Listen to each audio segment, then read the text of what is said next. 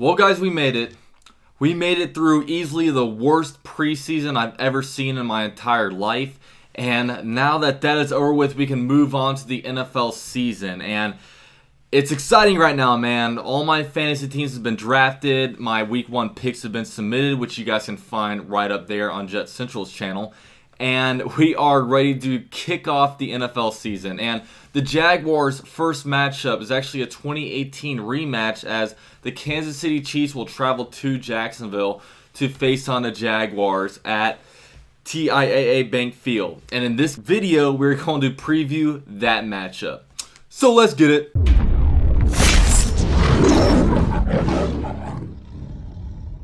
Now, this game actually features the 2 previous AFC Championship game runners-up, as the Jaguars lost to the Patriots in the 2017 season and the Chiefs lost to the Patriots in the 2018 season, both in pretty heartbreaking manners. So both teams are looking to kind of strike revenge not only on their season but potentially against the Patriots. And in 2018, the Jaguars and Chiefs did match up with each other, just due to the fact that the Jaguars finished first in the AFC South in 2017 and the Chiefs finished first in the AFC West in 2018. And that game really started the downfall of the Jaguars season. Going into that game, the Jaguars were 3-1, and after that game, really after the Jaguars started 3-1, they finished off the season 2-10. So it really was a game where the Jaguars really just started spiraling out of control. And in that game in 2018, the Week 5 matchup, the Jaguars lost by a score of 14-30. And really, there were a lot of things. Really, the Jaguars, I don't think, played all that bad that game, but there were a lot of things that went very much against them. And it all started with the guy under center, Blake Bortles.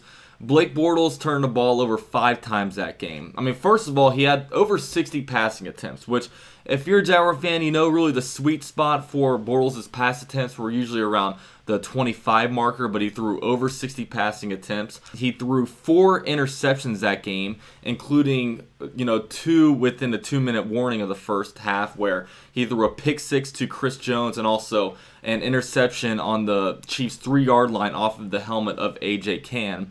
And he also got strip sacked that game. So a lot of things went against the Jaguars that game, as well as the injury at the running back position. Leonard Fournette was out the entire game, and Corey Grant suffered a season-ending injury in that game, and most likely a career-ending injury, as he only saw 1 week of practice with the Green Bay Packers before being cut in the 2019 training camp sessions.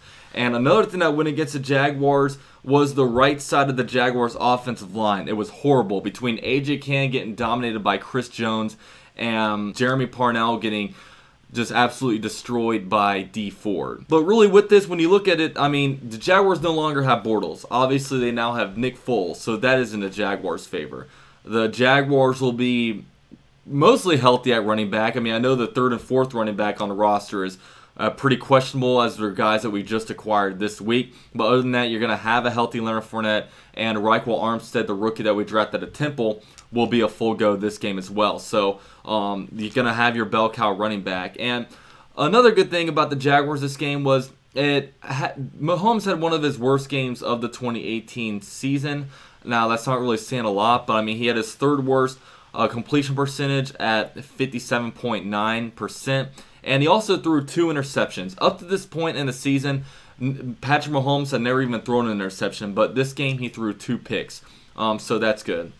Now, it's gonna be a really tough game for the Jaguars. Now, the Chiefs always start off their seasons hot. In 2016, they started the season 7-2. In 2017, they started off the season 5-0. And in 2018, they started out the season 9-1. So the Jaguars drew them the first game of the season, so it's going to be tough. Luckily, it is a home game, so that's going to work kind of in the Jaguars' favor. But it's still hot in Kansas City. I don't want to see comments being like, oh, well, they're not going to be ready for the heat of Florida. It gets hot in Kansas City. Trust me, it does. And hopefully the weather does hold up well. And hopefully it's pretty hot this game. I will be at this game, so it might be a little uncomfortable, but I'm all about it. Now, you got to question, how are you going to beat the Chiefs? The Chiefs are an extremely talented team, so it's really hard to kind of find weaknesses. Now, there's ways to manage the game. Now, we got to keep the ball out of Patrick Mahomes' hands. Last time the Jaguars faced off against the Chiefs, obviously the Jaguars offense gave the Chiefs 7 points off of a pick six. But other than that, they also put the ball into Patrick Mahomes' hands 4 separate times. You can't do that. You're going to have to win the turnover battle this game. You're going to have to keep the game out of Patrick Mahomes' hands. The Chiefs are going through a little bit of a defensive transformation. They are moving from a 3-4 defense to a 4-3 defense, and you can kind of tell with the personnel changes. I mean, D Ford and Lamar Houston are now off the team, and now they brought in Frank Clark, obviously a trade through the Seahawks, and Frank Clark much better fits that 4-3 type of defense. So they're getting a little heavier at the defensive line. But the way I would, there's going to be a lot of emphasis put on the Jaguars offense. A lot of the pressure is going to be put on the Jaguars offense because you're going to think that the Jaguars are going to have to score at least 24 points to win this game because the Kansas City Chiefs are going to be scoring. That's what they do best, and relying on Patrick Mahomes to put up less than 20 points, it's going to be really tough as he's probably, in my opinion, right now the best quarterback in the NFL. So I think you're going to have to attack this team through the pass game. I think the pass game is going to have to set up the run game. You look at it, Kendall Fuller is a starting slot cornerback, but the other 2 cornerbacks are a little bit of question marks for me. They have Bashaud Breeland starting at one of the cornerback spots, and he really did not have a very good year with the Packers last season. And they also have Charvarius Ward. I can't really pronounce his name, but he's going to be in there as the other starting cornerback. Now, I would think that we're going to have to attack this team through the pass game.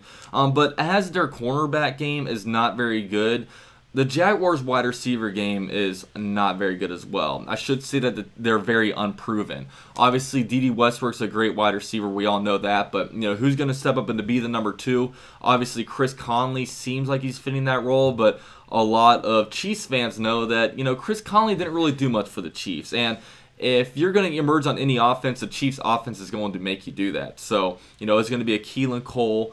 Is it going to be, maybe DJ Chark? DJ Chark actually had his best game statistically against the Chiefs last year, so maybe he can come out there and, have a good game. So I would definitely attack this defense through the pass game, and then I would have that set up the run game. As their defensive line gets more tired, I think they're kind of top-heavy on their defensive line, with guys like Chris Jones and Frank Clark.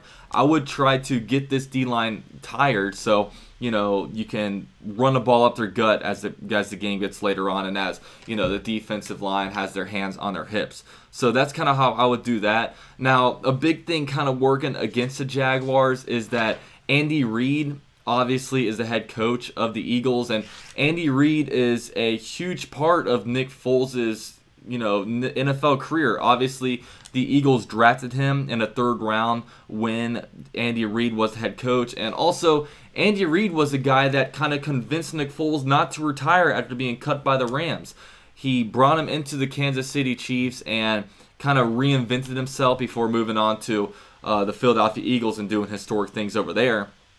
So it's Andy Reid obviously knows Nick Foles' weaknesses, and it's going to be really tough for the Jaguars, playing against Andy Reid in this game. So really, a lot of the pressure is going to be put on the offensive side of the ball to really get points, but obviously the defense is going to play a huge part in this too. The Chiefs have probably the best offense in the NFL, if not best, and definitely like a top 3. And the Jaguars are going to have to find ways to mess with Patrick Mahomes and really halt their offense. Now, the Jaguars being able to draft Josh Allen at the number 7 overall spot in the 2019 NFL draft, it gives the defense a lot of flexibility, and really the defensive end spot is big for the Jaguars after having Calais Campbell and Yannick Ngakoue both on the roster, as well as Josh Allen. So I would try to disguise as many things against Patrick Mahomes. Obviously, they're going to be playing kind of a joint 4-3, 3-4 defense, so that's going to be a different look for them. I would throw out different kind of coverages out there, maybe disguise some, man coverages and put them into zones. Just anything you can do to kind of shake up Patrick Mahomes. Now, defense coordinator Todd Wash has already said that that Jalen Ramsey is going to be shadowing Tyreek Hill.